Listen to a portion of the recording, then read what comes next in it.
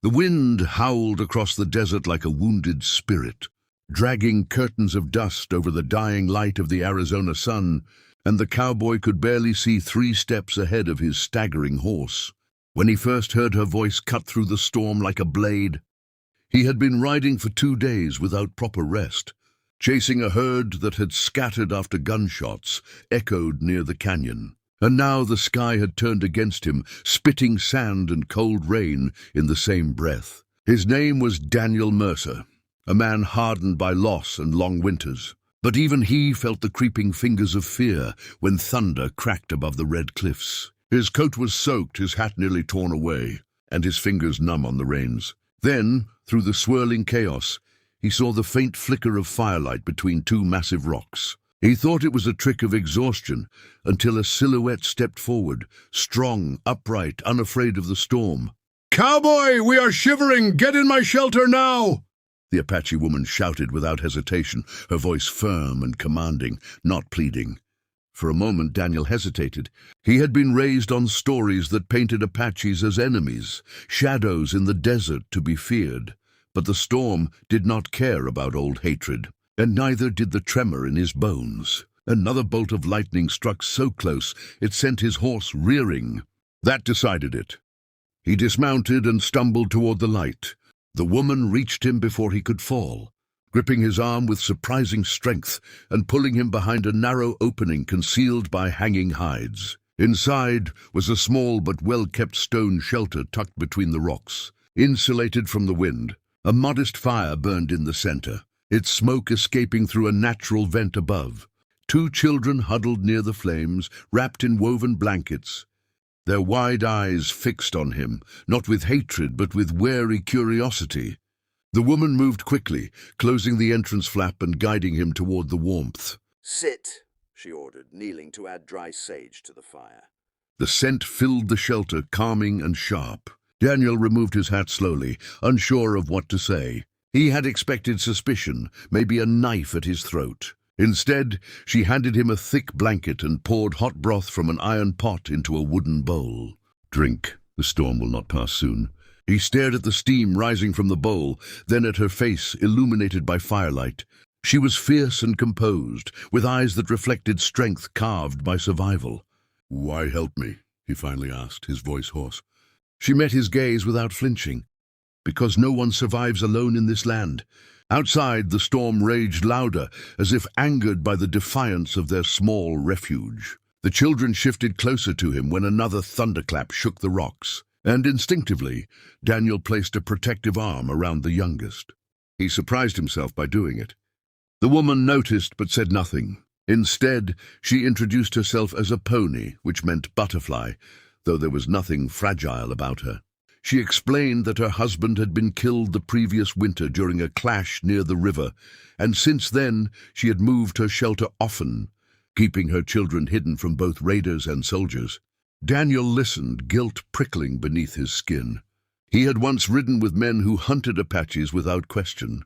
Now he sat in the warmth of an Apache woman's fire, alive because she chose compassion over vengeance.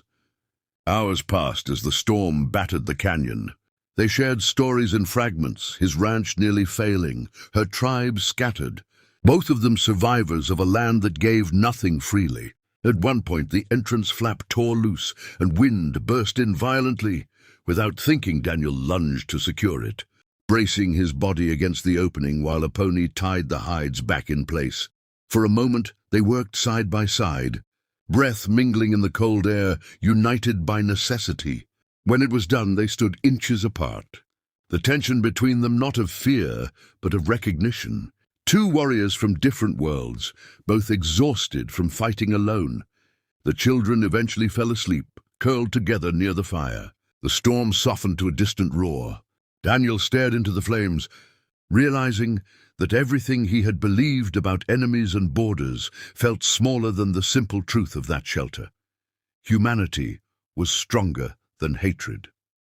A pony sat across from him, sharpening a blade with steady strokes. "When morning comes," she said quietly, "you may leave if you wish, or you may stay until the land is safe." He nodded slowly, knowing something inside him had already changed.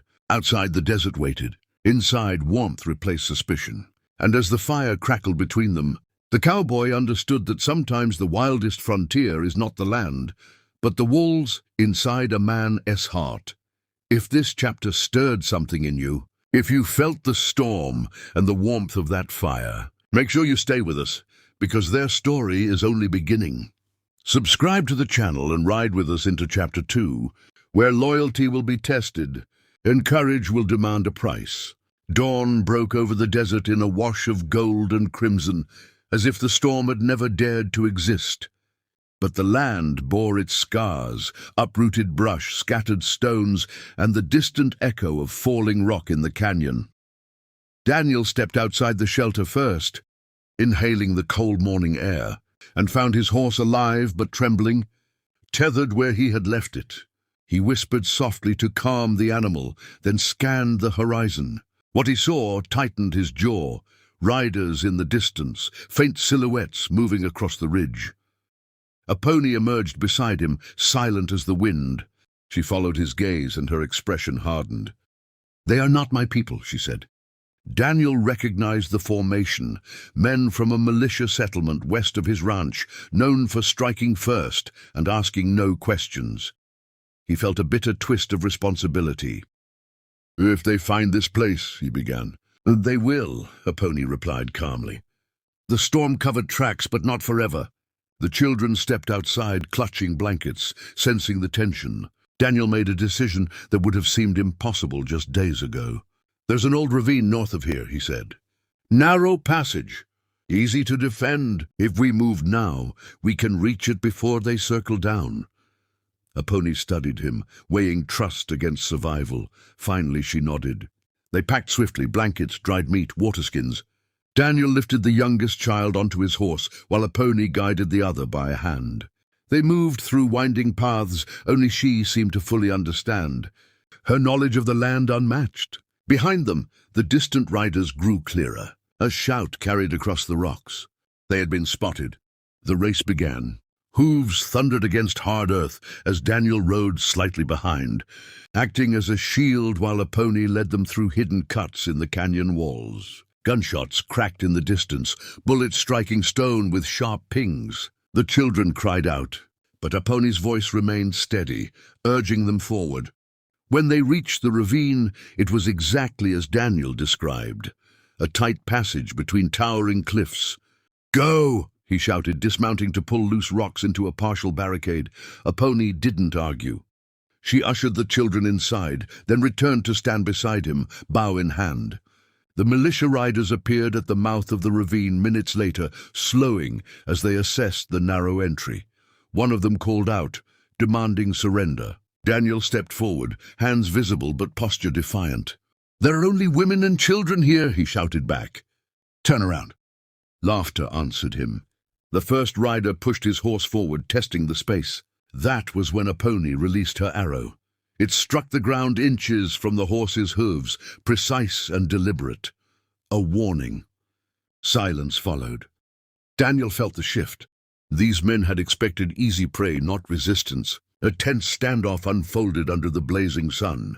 Finally, the militia leader spat into the dirt and signaled retreat, perhaps deciding the risk outweighed whatever cruel satisfaction they sought. One by one they withdrew, vanishing over the ridge. Daniel didn't lower his guard until they were completely gone. Only then did he exhale. A pony turned to him, eyes bright with something deeper than gratitude. "You stood with us," she said simply. "I stood for what was right," he answered.